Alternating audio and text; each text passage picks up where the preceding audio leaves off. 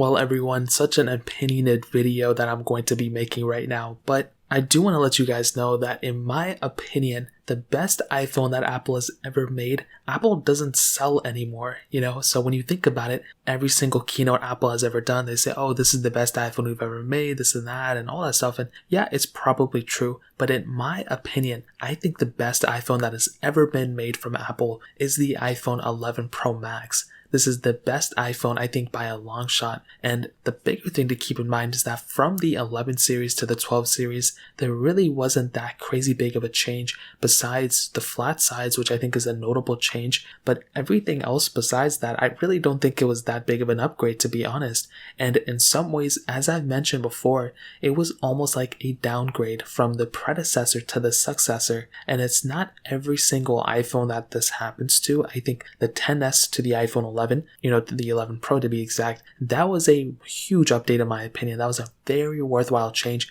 The XR to the 11, even from the iPhone 7 to the iPhone 8, that was a pretty big change, especially when you factor in the iPhone 10. But for some reason this year, the 12 Pro Max, it just kind of stuck with me that it was a bigger phone, which I really didn't really understand too much why they made it even bigger. But on top of that, they made the battery life and the battery size smaller than the predecessor. But even more so on top of that, I truly do believe that the display on the 11 Pro Max is the best display Apple has ever made. And I do think that it's better than the 12 Pro Max. And I think it's kind of hard to tell if you're not looking at them side by side. If you look at the 12 Pro Max's display, it definitely looks great. Like, I'm not going to lie, that's a very good looking panel. But when you look at the iPhone 11 Pro Max display and you look at them side by side, you can even look back at the comparison I did not too long ago. That was, for some reason, a better panel than the 12 Pro Max. And I'll never understand why. I'm not part of Apple's, screen display manufacturer side, so I don't know what they're doing there. Maybe they changed, suppliers or something, but that was something that really shocked me. And the more and more I do these videos, the other day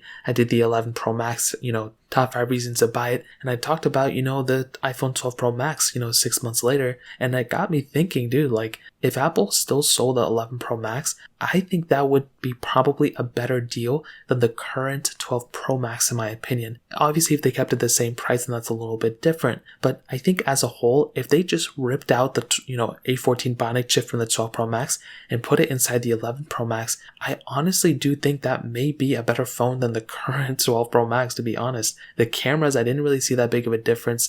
And on top of that, the 12 Pro Max is very top heavy from what I've seen, from what I've played with it, from, I still have it. I feel like the 12 Pro Max is more top heavy than a lot of other phones, which is pretty crazy in my opinion. And that's a pretty insane thing for sure. It's already a massive phone.